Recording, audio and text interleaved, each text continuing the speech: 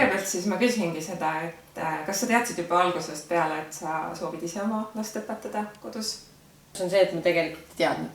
See ei olnud kohe kindlasti mitte minu plaan ja seal on omad tagamaad sest sellega, et minu vanemad on kunagi ühe kooli loonud ja teisi koole aidanud nagu toimima. Ja pikalt ma käisin ja jonnisin oma peas, et mina ei tee mingit kooli ja mina ei hakka mingeid asutusi ja mingid koole tegema. Minu vanemad tegid, et minul ei ole vaja seda teha. Kuni siis tuli nagu teemaks see, et aga mis kooli meie poeg läheb. Ja see hetk, kui ma olin käinud läbi erinevad variandid ja sain aru, et see, mida ma hetkel oma pojale soovin pakkuda, ei ole saada ühestki koolist või siis, et paar kooli olid sellised, mis olid juba sellel teel,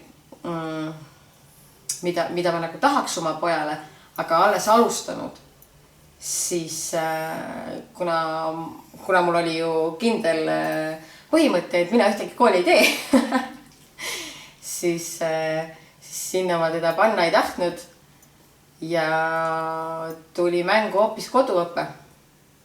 Kui ma olin pojale koostamas õppekava, siis sain ma justkui nagu õunaga vastu pead, et kes ütles, et ta kunagi ühtegi asutust ja kooli ei loo. Ja tegelikult istusin ja lõin oma pojale ju kooli, alustades siis õppekavast, olles ise nüüd siis oma 7-aastasele pojale õpetajaks. Nii, et sa tegid ise õppekava siis, tuginedes millele? Tuginedes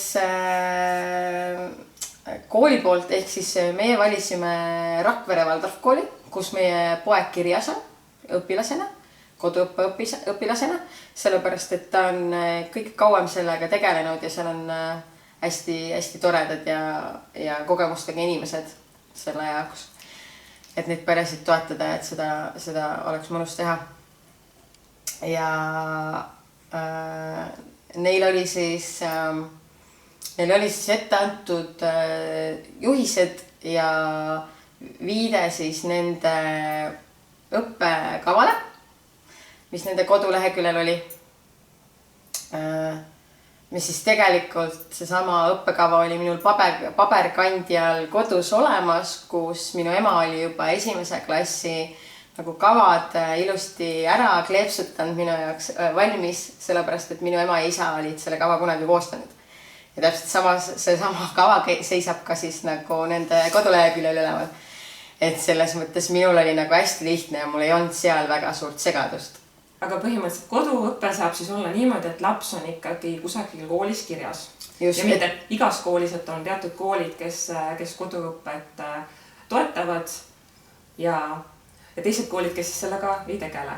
Just, et päris niimoodi ei saa, et ma kolin maale ja mõtlen, et nüüd lillelapsed nusutame lilli ja mitte millegagi ei tegele.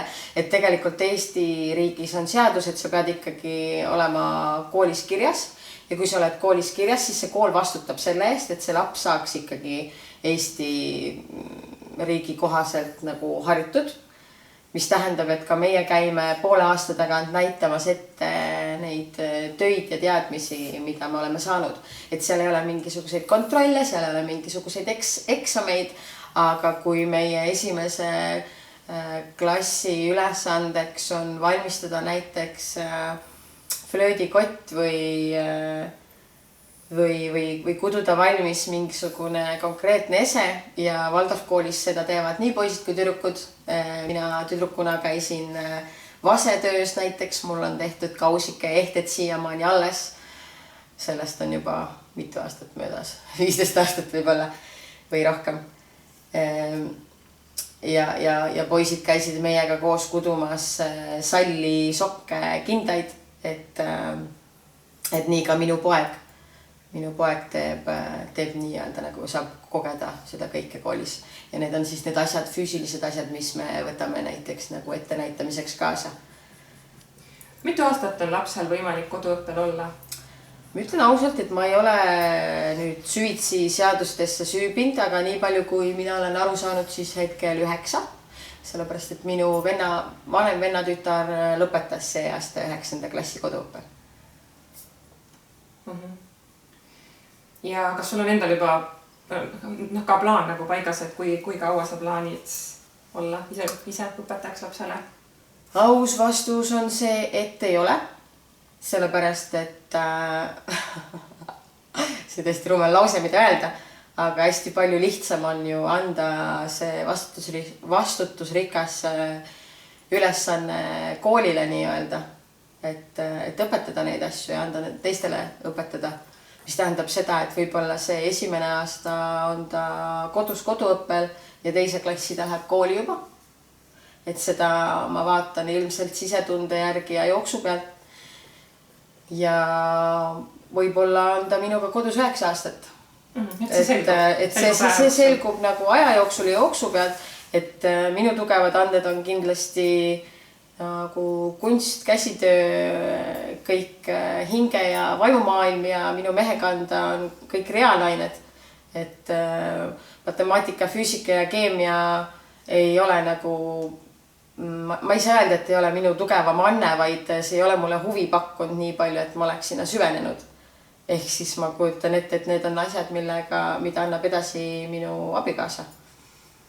Kuigi tegelikult see on kõik nagu elusse põimitud õppimine, et seal ei ole nii, et meil ei ole nii nagu tavakoolis on, et hommikul kell 7:30 hakkame sättima, kell 8:15 istume laua taha ja siis me hakkame nagu plaani järgi õppima, vaid koduõppe mõte minu jaoks ongi see, et me kuulame seda, mille jaoks nagu laps parasjagu valmis on ja mille vastu tal huvi on. Ja see tähendab, et kõik need asjad, mida me sel hetkel läbi võtame, need jäävadki talle külge, sest et tal on huvi. Ja tal on valmisolek selleks, et õppida, mis tähendab, et võib-olla me mingit asja õpime näiteks õhtul kell 8 alles. Et just kui laps võiks ju väsinud olla, aga mis siis, kui ta just sel hetkel tahab oma 3 pliiatsit panna põrandale 3 nurka ja ütleb mulle, et vaata emme, näe, ma tegin 3 nurga. Oo, jumal äge, kas sa tead, kuidas sellest ruutu saab teha? Ja ma toon 1 pliiatsi juurde. Ja see on see, kuidas me kodus õpime.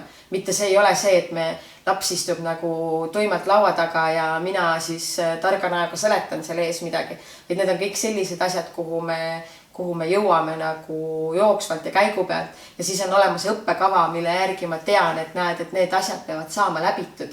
Ehk siis näiteks, kui me räägime vormi joonistamisest, eks ju, et siis seda saame me samamoodi teha õues. Näiteks Saaremaal tegime dokiga nii-öelda, on ju. Et laps liiva peale joonistas igasuguseid vahvaid vorme, aga tegelikult see on nagu midagi, mis läheb siis peenmotoorika alla, kus me ikkagi istume laua taha ja ta võtab selle kriidi kätte ja me räägime päikesest kui ümmargusest vormist ja kõik see. See on nii-öelda nagu vanasti, kui ma olin noorem, siis meil tehti nalja, et ma käin elukoolis, et elu õpetab, aga tegelikult ongi nii. Et see ongi läbi elu ja läbi kogemuse ja läbi tegemise, nagu läbi kogemise. Ma saan aru, et su mees on ka siis kaasatud sellest, et kas tema siis näiteks matemaatikat ja nagu mingisugust nagu sellist reaalaineid õpetab ise? See käib kõik niimoodi elu käigus. Ja ma just tahtsin öelda, et see on nagu, see ühest küljest see on selline nagu ilus jutt, on ju, et tema kanda jäävad reaalained. Et esimeses klassis ei ole ju reaalainetega nagu mingisugust sellist süvitsi minekut. Seal on lihtsalt numbrid 110-ni. Mu 7-aastane juba ennem kooliminekut teadis numbrid 110-ni. Seal on mingisugused baasarvutused, 2 õuna sulle, 2 õuna mulle, palju 4 õunast järgi jääb laua peale, mitte ühtegi. Et see ei ole nagu väga keeruline, kui me paneme selle kõik nagu füüsilist praktikasse, et see teadmine tuleb väga kiiresti. Ehk siis tegelikult seal ei ole mingit lahterdamist. Et see on see sama, kui mina käin Arturiga poes, siis me räägime samamoodi, et näed, et kui meil on peres on 4 inimest, et mitu õuna me siis peame ostma ja et aga mis siis, kui Artur Erik tahab nagu 2 süüa, aga teised söövad 1, et palju siis õunu läheb vaja. Et see lihtsalt, see on kohalolu, see on arusaam sellest, mida rääkida ja nagu ja oledki nagu oma lapse jaoks olemas ja kohal ja siis tulevadki kõik need asjad, mida tal on vaja nagu omandada, see hetk tulevad ise. Seal ei ole vaja nagu mingisugust nädalavahetusel mehega maha istuda ja läbi arutada, et kes nüüd mida õpetab või kuna keegi, kellega maha istub, vaid see ongi nagu ja kõik see, millele tal parasjagu nagu huvi tegeleda ei ole, siis meil on aasta aega, et saada nagu ära tehtud need asjad. Ja siis ei ole see ka piiritletud, et nüüd me tund aega teeme, nüüd me tund aega istume seal poes nagu puuvilaleti juures ja muidki teeme arvutamist. Vaid see ongi selline, kus me päeva jooksul, võib-olla päev otsa on mingisugused matemaatilised teemad õhus, aga võib-olla on päev otsa hoopis mingisugused füüsilised asjad ja me käime, sõidame rattaga ja me jookseme ja Artur teeb kätekõverdusi või me käime kuskil ronimas, on ju, et mis on siis kehaline kasvatus, eks ole. Lihtsalt see ei ole pandud nagu kindlasse kellaaega, kindlasse vormi, kindlasse ta-ta-ta-ta-ta-ta-ta, vaid see on lihtsalt niimoodi hästi loomulikult ja lapsele nagu ja minule leebelt ära jaotatud. Jah, et see nõuabki sinult nagu sellist teadlikkust, et sa mõtled nagu läbi, mis on tegelikult hea, kus sa kombineerid selle õppimistegevuse igapäevaste tegevustega ja samas ise sa ju mõtled kogu aeg, et mis teemad neil on nagu läbi võetud. See on jälle nagu siuke kaheti nagu, et kuna ma olen viimasel aastal hästi palju rohkem läinud enda sisse ja nii-öelda nagu hinge ja vajumaailma, siis ma olen hästi palju jätnud seda mõtlemist nagu maha. Lihtsalt ting ja teinud läbi tajude ja läbi tunnetuse. Eks ma tegelikult ei mõtle väga midagi. Seepärast, et ma olen õigel ajal, õiges kohas, tegemas õiget asja ja kõik, mis vaja, saab tehtud. Et valesid eksimusi või vigu või valesid valikuid ei ole olemas. Alati on üks suurem pilt, mis ütleb, mille jaoks hetkeline nagu valu või eksimine just kui nagu vajalik oli. Tead sa, kui palju neid peresid on, kes on Eestis koduõppel? Ma saan aru, et Eestis on see siiski selline väga vähe levinud asi. Et samas kui näiteks Austraalias, Uus-Meremaa, Suurbritannias võib see olla selline suhteliselt nagu levinud asi või ei ole nagu et nagu vist ei ole neid palju või kuidas? Ma ütlen ausalt, ma ei tea seda statistikat. Ma tean seda ja ma näen seda, et see teadlikkus järjest kasvab ja järjest rohkem on lapsi koduõppel. Ma tean samas ka seda, et see ei ole kindlasti kõigi jaoks. See ikkagi see eeldab seda, et sa väga kindlalt tead, miks sa seda teed. Ja see eeldab seda, et sul on aega olla oma lapse jaoks kohal. Et kui käia 8-5 tööl ja elada tööalastes muremõtetes, siis koduõpe ei tundu nagu minule sel hetkel väga mõistlik koht, sellepärast, et 7-aastast last ma ei jäta 8-5 ka üksinda kodu, on ju. Et see tähendabki, et see väga paljudel ei sobi, nagu, kes isegi võib-olla tahaks seda valida, kui me räägime kellast kellani tööl käimisest. Et see, ma ei oska sulle öelda seda arvu, palju neid peresid võiks olla, aga ma tean, et neid koole, mis koduõppe võimalust pakuvad, on üsna palju ja ma tean lihtsalt, et see teadlikkus järjest rohkem kasvab. Et mingi kogukond siiski on, jah? Jaa, absoluutselt. Kus arutatakse oma vahel? Jaa, selle jaoks on meil Facebooki grupid, selle jaoks on nagu need inimesed, kes on koduõppel, saavad ju, me saame ise kokku ja me saame ise suhelda oma vahel.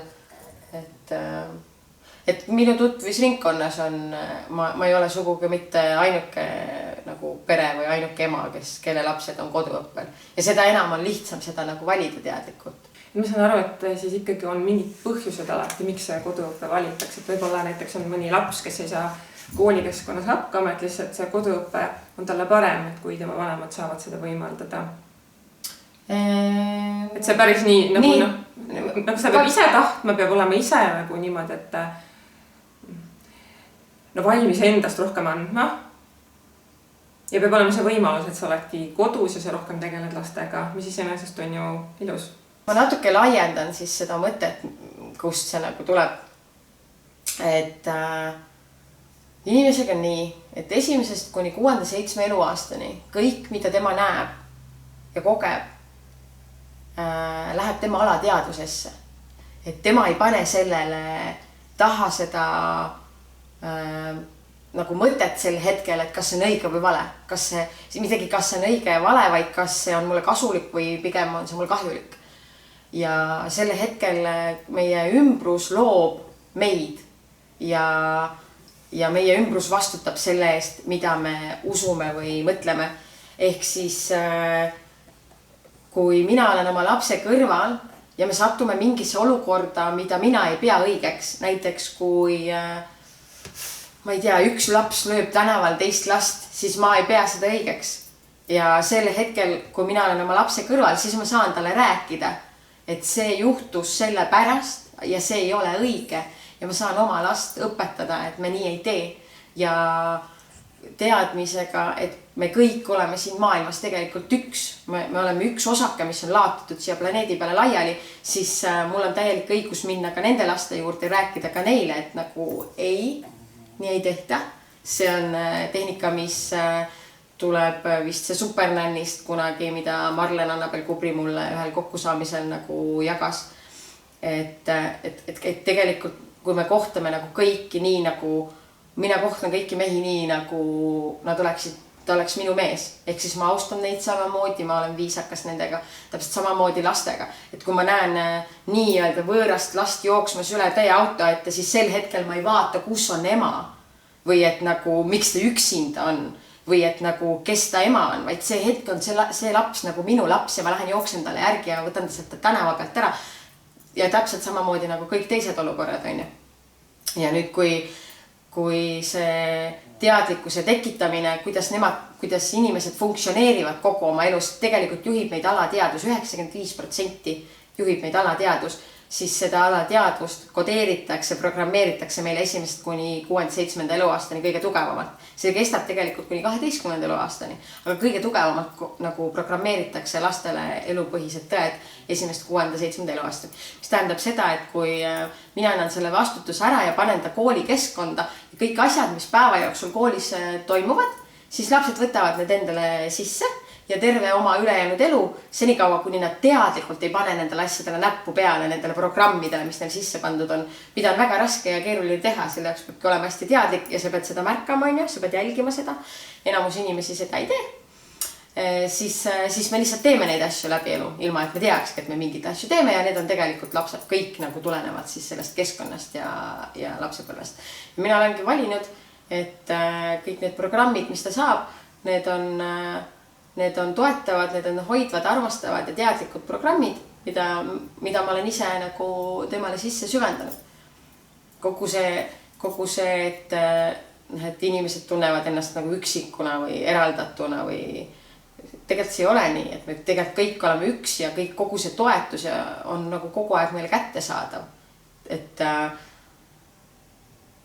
see on kõik nagu, me elame energeetilises maailmas ja sel hetkel, kui meil on midagi vaja, siis meil on nagu võime ennast kaitsta ja hoida ja ise toetada. Aga kui laps on hommikust õhtuni ainult selles keskkonnas, kus minu seda teadlikkust seal kõrval ei ole ja kus üks inimene tegeleb 20 lapsega, siis tal ei ole nagu kogu seda tähelepanu ja kogu seda aega on ju pakkuda talle. Aga Gina, et millega me oma juttu siis kokku võtame? Meil on laua peal ka üks päevik, üks vihik nii-öelda. Lihtsalt kui me tahame näidata ka nagu veel füüsiliselt, mis meil tehtud on, siis minu ema on olnud ka minu pojaga kodus. Ja Waldorf koolis on nii, et vihikud tehakse ise, et ei ole poest ostetud vihikuid, vaid vihikud volditakse ise kokku, tehakse ääred ja raamid neile, kui on soovi.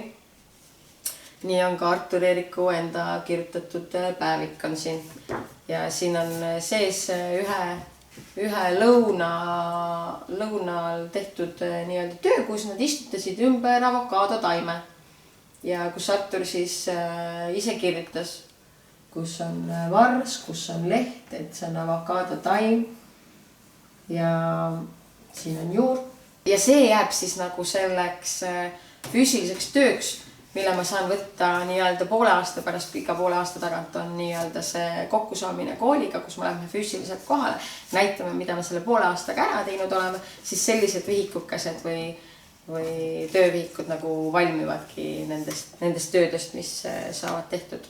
et mitte kindlasti mitte kõigest on, kui me seal poes arvutamas käime, siis me sellest nagu seda vihikut kokku ei vormista, aga lihtsalt, et ka selline vahva näide. Aga õpikuid ja vihikuid või tähendab õpikuid ja töövihikuid teil meil ei ole nagu koolis. Et see on ikkagi nagu teistsugune. Ja seda ei ole ka tegelikult Waldorf koolis üleüldse. Ei olegi õpikuid ja töövihikuid. Vähemalt algklassides kindlasti mitte. Kõik töövihikud ja õpikud valmivadki ise. Lapsed ise kirjutavad need kokku. Mitte niivõrd palju, küll esimeses klassis ei ole nii palju kirjutamist, sest et nad ei oskagi tegelikult esimeses klassis kirjutada, vaid esimeses klassis õpitakse alles tähti. Sellepärast, et Waldorf pedagoogika põhinebki selle peal, et me võtame inimese arengu tervikuna. Ehk siis 1.–6. aastani toimub kogu õpe läbi mängu. Seal ei ole mitte mingisugust matemaatikat, keemiat, füüsikat ega mitte ühtegi sellist nagu ainet, vaid seal on mäng, puhas mäng. See on see, kui laps on laps. Ja siis, kui ta läheb kooli, siis on ta alles valmis võtma nagu neid teadmisi nagu nii-öelda nagu sellisel kujul ka. Et ei ole, ma ei näe, et ma peaksin lapselt võtma 5-aastaselt ära lapsepõlve, hakates teda suruma nagu mingitesse tähtedesse ja numbritesse, kus ta ei ole veel valmis olema.